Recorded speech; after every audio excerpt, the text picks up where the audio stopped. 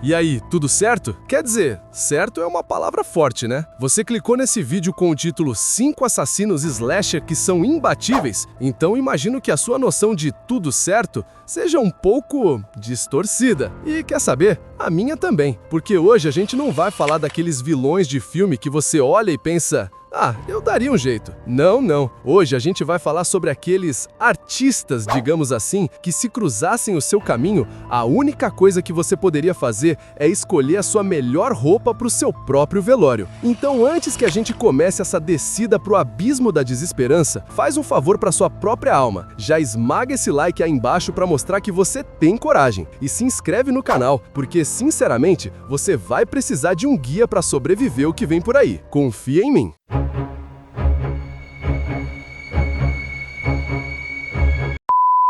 Sabe aquela sensação de que algo está terrivelmente errado, mas você ignora porque precisa muito de dinheiro? Pois é, bem-vindo à vida de Samantha, a nossa pobre coitada da vez. Em A Casa do Diabo, a gente volta para os anos 80, uma época mais simples, sem celular para pedir ajuda e com uma moda capilar de gosto duvidoso. Samantha é uma estudante universitária lisa, precisando de grana para um apartamento novo. Ela encontra um anúncio de babá que parece bom demais para ser verdade. E, como a gente bem sabe no terror, quando parece bom demais, é porque provavelmente vai terminar com alguém visitando o além. A atmosfera do filme te engana. É lenta, te deixa desconfortável, como se você estivesse esperando um susto que nunca chega. Até que ele chega. E não é um susto. É um trem de carga de puro pavor vindo na sua direção. A tensão começa a ser construída no momento em que ela chega na casa. É um casarão isolado no meio do nada, o clichê perfeito para um final trágico. Os donos da casa são um casal de velhinhos sinistros que te dão vontade de sair correndo só de olhar. Primeiro, eles dizem que não precisam de uma babá para uma criança, mas sim para a mãe doente no andar de cima.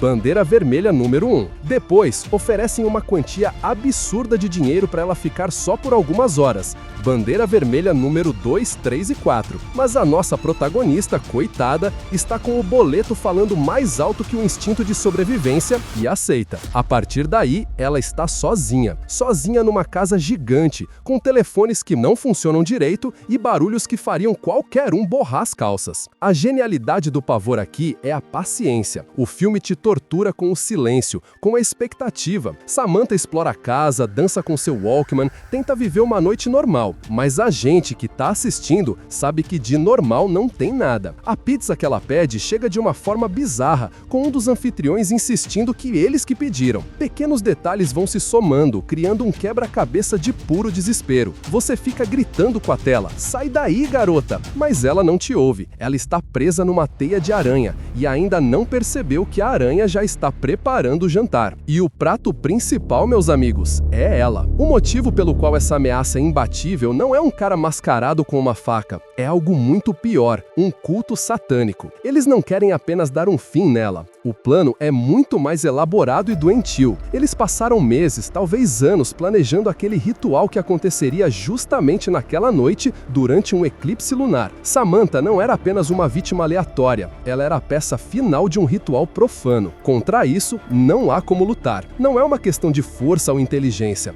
Ela foi atraída para uma armadilha perfeita. A tática do culto. Eles usam a manipulação e a necessidade financeira da vítima como isca. A isca perfeita, porque a ganância ou desespero cega qualquer um. Isolamento total. A casa no meio do nada e a falta de comunicação garantem que não haverá interrupções ou pedidos de socorro. O fator surpresa. A vítima só descobre a verdade quando já é tarde demais, quando já está cercada por um grupo de malucos que veem nela não uma pessoa, mas um sacrifício. No final, quando o circo de horrores finalmente se revela, Samantha não tem a menor chance. Ela é subjugada, usada no ritual e seu destino é selado de uma forma absolutamente aterrorizante e sem esperança. Ela não podia vencer porque o jogo já estava comprado desde o momento em que ela viu aquele anúncio. Contra a fé cega e a insanidade de um grupo inteiro, uma única pessoa não é um oponente. É só o cordeiro esperando para ser despachado.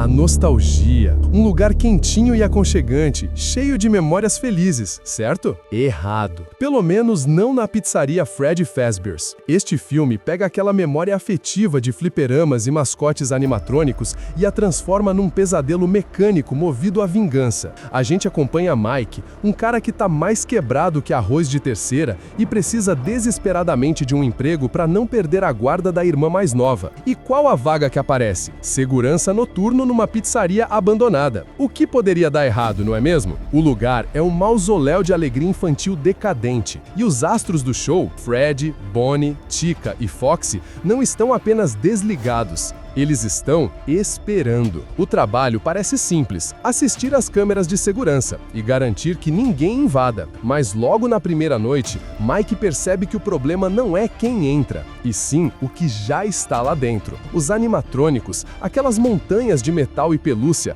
começam a se mover sozinhos. E eles não estão só andando por aí, eles estão caçando. A atmosfera de tensão é fantástica, porque você sabe que eles são lentos, mas são implacáveis. Não adianta se esconder debaixo da mesa. Eles sabem que você está lá. É um jogo de gato e rato, só que o rato é você. E os gatos são robôs de 2 toneladas com almas de crianças que tiveram seu CPF cancelado. O que torna esses assassinos imbatíveis é a combinação de força bruta com uma tragédia sobrenatural. Não dá pra lutar mano a mano com eles. Um soco em Fred seria o mesmo que dar um peteleco num tanque de guerra. Eles são máquinas, não sentem dor, não cansam. E para piorar, eles não são só máquinas programadas para dar defeito. Eles são assombrados pelos espíritos de crianças que foram... Bem, digamos que o fundador do lugar não era um cara legal. Então, além da força física, eles têm uma inteligência maliciosa e um desejo de vingança que os torna ainda mais perigosos. A única fraqueza deles é uma falha no sistema de reconhecimento, mas isso não é algo que você pode explorar para sempre. Eles se adaptam, aprendem. A sobrevivência de Mike depende de entender as regras desse jogo macabro, mas as regras podem mudar a qualquer momento. A genialidade do mal aqui está em transformar um símbolo de alegria infantil no seu pior pesadelo. Força insuperável. São robôs gigantes. Tentar lutar com eles é como tentar parar um trem com um abraço. O resultado é o mesmo. Você vira patê. Natureza híbrida. A combinação de máquina e fantasma os torna imprevisíveis. Eles podem seguir uma lógica de programação e no segundo seguinte agir por pura emoção fantasmagórica. O ambiente é a arma. A própria pizzaria é o campo de caça deles. Eles conhecem cada corredor escuro, cada duto de ventilação. O segurança é o intruso no território deles. No fim das contas, você não derrota os animatrônicos. Você, na melhor das hipóteses, sobrevive a eles. Eles são uma força da natureza naquele lugar, uma maldição permanente. Mike pode ter encontrado uma forma de apaziguá-los temporariamente, mas eles continuam lá, esperando o próximo segurança desavisado. São imbatíveis porque são parte da fundação do lugar, um monumento eterno a uma tragédia que se recusa a ser esquecida.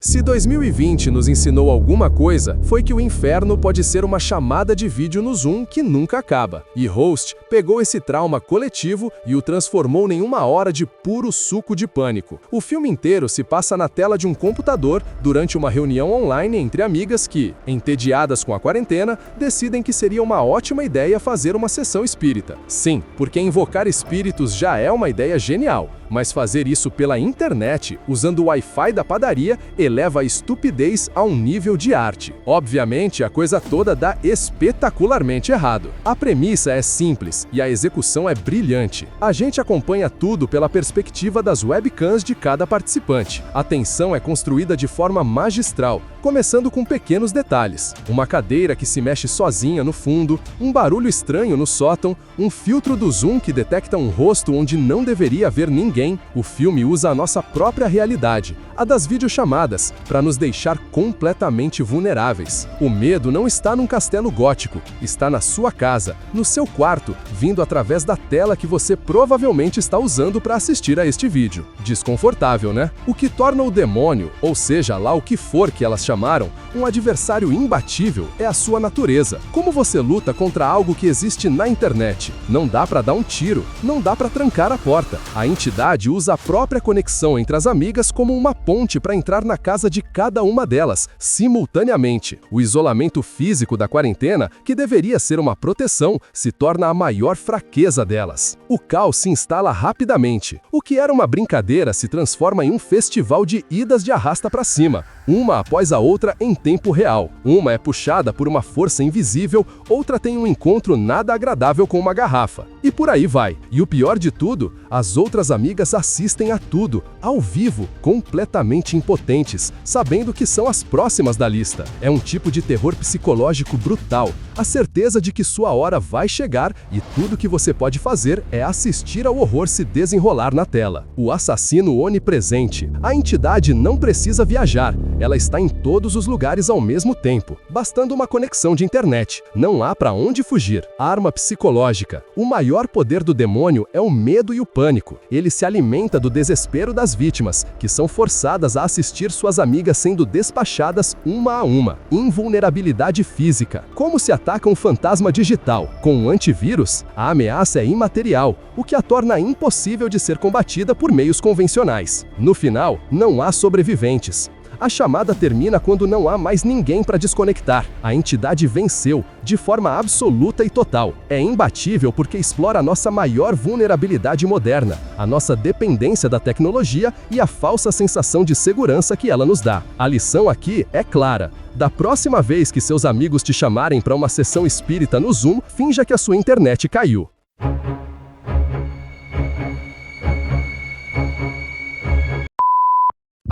O Dia de Ação de Graças. Um feriado para agradecer pela família, pela comida e por uma carnificina generalizada por causa de um forno de waffle em promoção. Feriado sangrento começa com uma Black Friday que deu tão errado que virou um pandemônio, resultando em várias pessoas virando presunto no meio de uma loja. Um ano depois, na cidade de Plymouth, alguém decide que os responsáveis por aquela bagunça precisam pagar, e não com dinheiro. Um novo peregrino está na cidade, usando uma máscara de John Carver, e ele não veio para o jantar de peru, ele veio para servir a vingança. O nosso vilão, John Carver, é o slasher na sua forma mais clássica e ao mesmo tempo mais criativa. Ele é metódico, brutal e tem um senso de humor terrivelmente sádico. Ele não está apenas finalizando suas vítimas, ele está as transformando em uma instalação de arte macabra para o seu próprio jantar de ação de graças. Cada pessoa despachada é preparada e servida de uma forma que remete ao feriado. Pense em espetos de milho, fornos, mesas de jantar, só que com partes humanas. É nojento, é criativo e é apavorante. O que faz de John Carver um inimigo tão imbatível, pelo menos durante a maior parte do filme, é o seu planejamento. Ele não é um louco aleatório, ele tem uma lista. Ele estudou cada uma de suas vítimas, conhece suas rotinas, seus medos, ele se move pela cidade como um fantasma, sempre um passo à frente da polícia e do grupo de adolescentes que ele está aterrorizando. Ele transforma a cidade inteira em seu playground, usando o desfile de ação de graças, por exemplo, como o palco perfeito para o seu show de horrores. Além disso, o mistério sobre sua identidade é uma arma poderosa. Todos são suspeitos, o que gera paranoia e desconfiança entre os próprios personagens. Enquanto eles perdem tempo acusando uns aos outros, Carver continua seu trabalho, colecionando ingredientes para sua ceia macabra. Ele é a personificação da vingança, uma força implacável que não pode ser parada até que seu banquete esteja completo. Criatividade sádica. Carver não usa apenas uma faca, ele usa o próprio feriado como arma. Fornos, freezers, machados, garfos de peru, tudo é parte do seu arsenal temático. Mestre estrategista. Cada ataque é meticulosamente planejado. Ele sabe exatamente onde e quando atacar para causar o máximo de impacto e terror. O poder do símbolo. A máscara de John Carver o transforma em algo mais do que um homem. Ele se torna um bicho-papão, a encarnação da culpa da cidade que veio cobrar a conta. Mesmo que no final a identidade do assassino seja revelada e ele seja teoricamente derrotado, a sensação que fica é que a ferida que ele abriu na cidade nunca vai cicatrizar. Ele expôs o pior de cada um, mostrou a ganância e o egoísmo que levaram à tragédia original. John Carver é imbatível não apenas por sua força, mas porque ele representa uma ideia, a de que toda ação tem uma consequência, e às vezes a consequência vem armada com um machado e um apetite por vingança.